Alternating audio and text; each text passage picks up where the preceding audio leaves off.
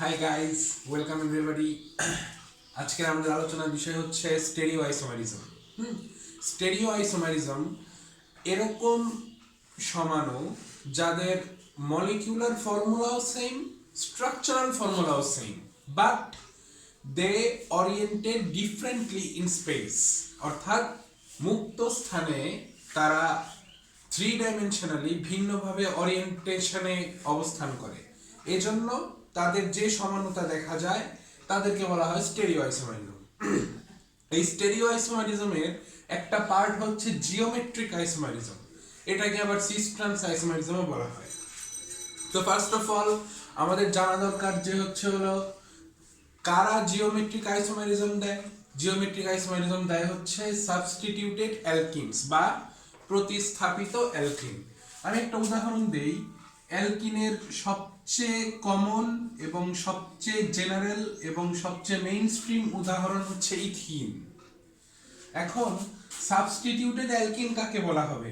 এখান থেকে আমি যদি হাইড্রোজেনকে সরিয়ে দেই, হাইড্রোজেন সরিয়ে আমি যদি এখানে একটা মিথাইল গ্রুপ বসিয়ে দিই, তাহলে এটা একটা সাবস্টিটিউটেড অ্যালকেন। বা এখান থেকে একটি হাইড্রোজেন সরাতে পারি, এখানে আমি একটি অ্যালকাইল গ্রুপ বা মিথাইল গ্রুপ বসিয়ে দিতে পারি, সাবস্টিটিউটেড অ্যালকেন হয়ে গেল। অর্থাৎ হাইড্রোজেন সরিয়ে যে অ্যালকিন পাওয়া যায় তাদেরকে আমরা বলতে পারি সাবস্টিটিউটেড অ্যালকিন। এই সাবস্টিটিউটেড অ্যালকিন গুলো জিওমেট্রিক আইসোমারিজম দিবে, কনফার্ম। এরপর সাইক্লিক কম্পাউন্ডস, অর্থাৎ যারা সাইকেল তৈরি করে থাকে, চাক্রিক যৌগ, যেমন সাইক্লোপ্রোপেন, 1,2-ডাইমিথাইল সাইক্লোপ্রোপেন, এটা একটা চাক্রিক যৌগ, সে হলো জিওমেট্রিক আইসোমারিজম দিবে। তারপর এটা সেও জিওমেট্রিক আইসোমারিজম দিবে। এখন কথা হচ্ছে যে জিওমেট্রিক আইসোমারিজম তারা কেন দেয়, বেসিক্যালি কেন দেয়? এটা রিজনটা হচ্ছে এটা, the compounds those that can't rotate freely along the carbon carbon axis। এটার মানে হচ্ছে যে এই যৌগটাতে আমি খেয়াল করি বিউটিন 2, শুধুমাত্র এই যৌগটাতে একটু ফোকাস করি। বিউটিন 2 তে এখানে একটা পাই বন্ধন আছে না, একটা পাই বন্ধন আছে। একটা পাই বন্ধন মানে হচ্ছে আনহাইব্রিডাইজড পি অরবিটাল। তো এটাকে এইভাবে লেখা যায় আনহাইব্রিডাইজড পি অরবিটাল। ওকে, আনহাইব্রিডাইজড পি অরবিটাল। এখন এই হাইড্রোজেন আর এই মিথাইলটাকে আমি একটু ভিন্নভাবে লিখব, এই কার্বনের সাথে ভিন্নভাবে যোগ করব। এখানে হাইড্রোজেন, এখানে আমি দিলাম হচ্ছে মিথাইল। এইটার ক্ষেত্রে আমি সেম ঘটনাটা ঘটাবো। তো আমি এখানে দিব হাইড্রোজেন আর এখানে দিব মিথাইল। ওকে, এখন যদি আমি যে কার্বন কার্বন অ্যাক্সিস বরাবর আমি যদি এটাকে এভাবে ঘোরাতে চাই, তাহলে কি হবে? তারা কি ঘুরতে পারবে? পারবে না, কারণ এখানে পি অরবিটাল আছে, এই পি অরবিটালটা এখানে বাধা দিবে, তাই রোটেশন ফ্রিলি ইজ ইম্পসিবল, তাই না? সাইক্লিক কম্পাউন্ডের ক্ষেত্রে দেখি,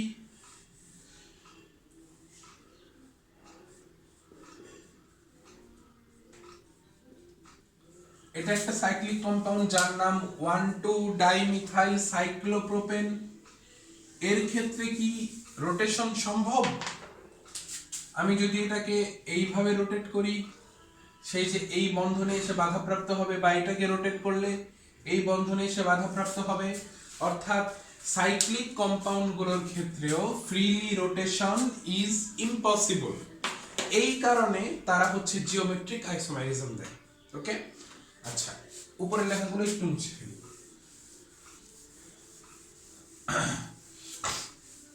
ওকে, তো জিওমেট্রিক আইসোমারিজমের একটা স্পেশাল নাম আমরা দেখলাম, যেটা হচ্ছে সিস ট্রান্স আইসোমারিজম।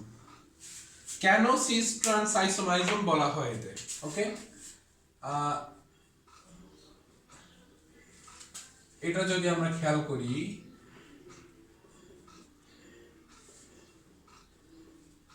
এই যৌগটার নাম হচ্ছে বিউটিন 2, তাই না? বিউটিন 2। এখন এই যে এটা হচ্ছে কার্বন কার্বন ডাবল বন্ড, এটা হচ্ছে কার্বন কার্বন ডাবল বন্ড, তার এইটা একটা সাইড, এইটা আরেকটা সাইড। ওকে, এখন এই সাইডে এবং এ সাইডে কয়েকটা রেডিক্যাল রয়েছে। এখানে রয়েছে দুইটা মিথাইল রেডিক্যাল, এখানে রয়েছে দুইটা হাইড্রোজেন রেডিক্যাল। ওকে, এখন একই পাশে যদি একই ধরনের রেডিক্যাল থাকে তাহলে আমরা তাকে বলবো হচ্ছে সিস কম্পাউন্ড।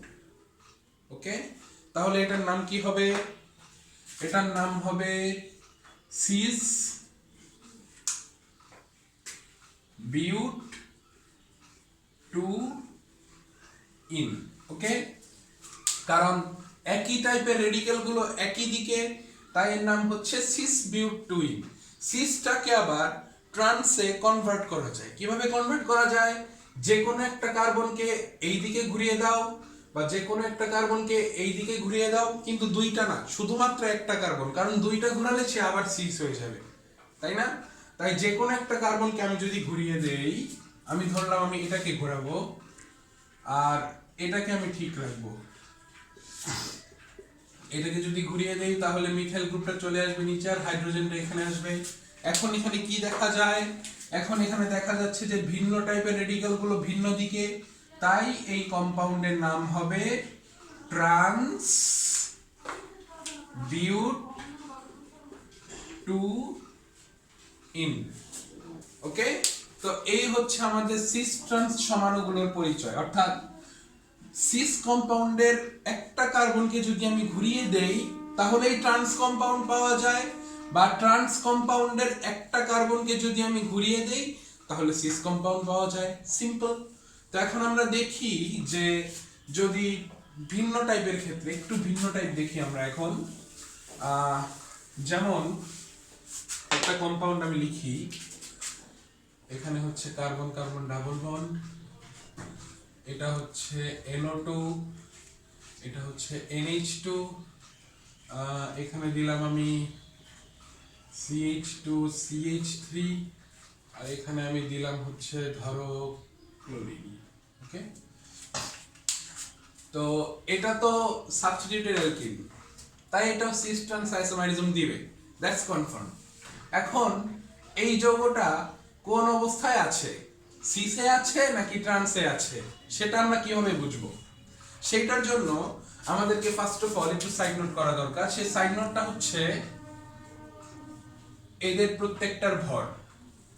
ক্লোরিনের মাস 35.5। ওকে,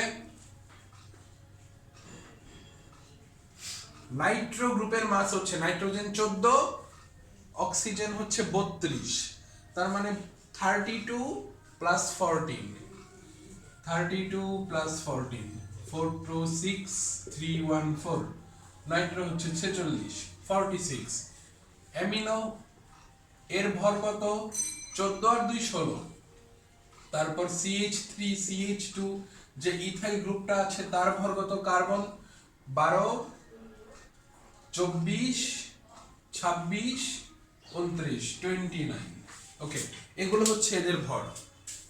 আমরা মাসটা বের করে ফেললাম।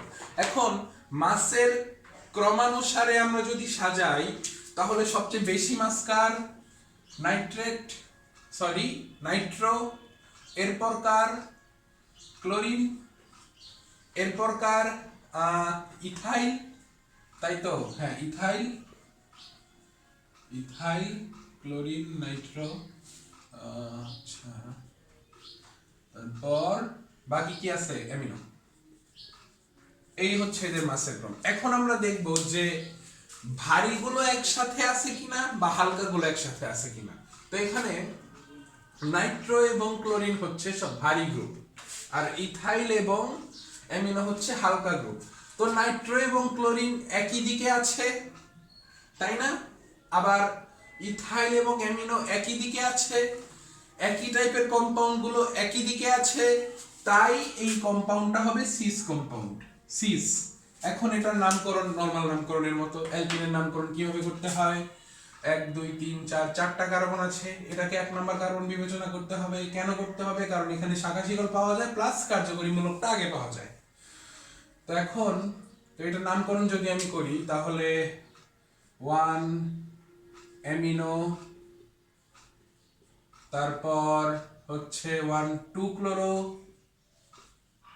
LORO 2 ক্লোরো, তারপর 1 নাইট্রো, 1 নাইট্রো 1 2 3 4 বিউট, বিউট 1 ইন।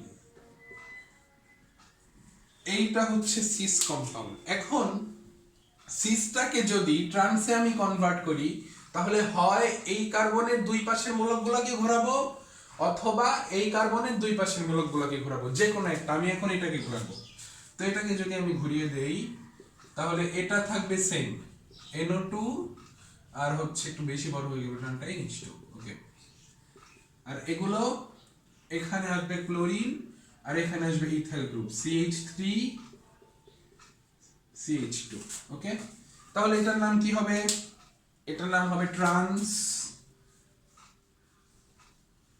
ট্রান্স। বাকি যা আছে সব same, 1 amino, 2 chloro, 1 nitro, bute 1 ene, bute 1 ene, okay. তো এই হচ্ছে আমাদের সিস ট্রান্স সমাণুগুলোর পরিচয়। এখন সিস ট্রান্সের আমরা দেখব যে হচ্ছে বেশ কিছু ক্যারেক্টারিস্টিক নিয়ে একটু আলোচনা করব। তো যে কোনো একটা মুছবো, হয় সিস মুছবো না হয় ট্রান্স মুছবো। আমি একটা মুছে ফেলি, ট্রান্সটা আমি মুছে ফেললাম, ভরগুলো মুছে ফেললাম, ওকে। আচ্ছা, এখন একটা জিনিস আমি খেয়াল করি যে আমরা আগেই উল্লেখ করলাম যে সিসের ক্ষেত্রে একই টাইপের রেডিক্যালগুলো একদিকে থাকে। তো একই টাইপের জিনিস একদিকে থাকে, আর একই টাইপের জিনিস কিন্তু পরস্পরকে বিকর্ষণ করে, এটা আমরা জানি। একই টাইপের জিনিস যেখানে থাকে সেখানে বিশৃঙ্খলা বেশি হয়, সেটাও আমরা জানি। তাই সিস কম্পাউন্ডগুলোর, cis compounds have less boiling point and melting point. কেন? কারণ সিস কম্পাউন্ডের একই টাইপের মূলকগুলো একই দিকে থাকার কারণে এদের মধ্যে বিশৃঙ্খলা বেশি হয়, আর বিশৃঙ্খলা যত বেশি হয় তাদেরকে ভেঙে ফেলতে তত কম এনার্জি প্রয়োজন হয়, তত কম হিটের প্রয়োজন হয়, বা তাদেরকে বয়েল করতে তত কম হিটের প্রয়োজন হয়। এজন্য সিস কম্পাউন্ডের গলনাঙ্ক এবং স্ফুটনাঙ্ক কম, ওকে। আর কি বৈশিষ্ট্য ব্যাখ্যা করা যায়? স্থায়িত্ব, স্টেবিলিটি, কোনটা বেশি স্টেবল? সিসের ক্ষেত্রে যেহেতু একই টাইপের মূলকগুলো একই দিকে থাকে, তাই এরা একটু বিশৃঙ্খল বেশি। জেনারেল এটা কমন, মানে একটা কি বলবো এটাকে, মেইনস্ট্রিম উদাহরণ, কমন উদাহরণ একটা। তো যেহেতু একই টাইপের মূলকগুলো একই দিকে থাকে, তাই এদের মধ্যে বিশৃঙ্খলা তৈরি হয়। তাই cis compound have less stability. Cis compounds have less stability, okay. Cis compound গুলো কম স্থিতিশীল। সিস কম্পাউন্ডের গলনাঙ্ক স্ফুটনাঙ্ক কম, ট্রান্স কম্পাউন্ডের গলনাঙ্ক স্ফুটনাঙ্ক বেশি। সিস কম্পাউন্ডের স্থায়িত্ব কম, ট্রান্স কম্পাউন্ডের স্থায়িত্ব বেশি। কেন বেশি?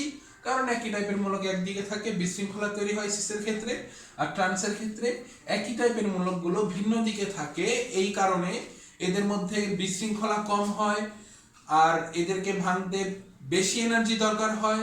তাই এরা বেশি স্টেবল, এবং ট্রান্সের মেল্টিং পয়েন্ট এবং বয়লিং পয়েন্ট হচ্ছে অনেক বেশি, ওকে। Thanks for watching.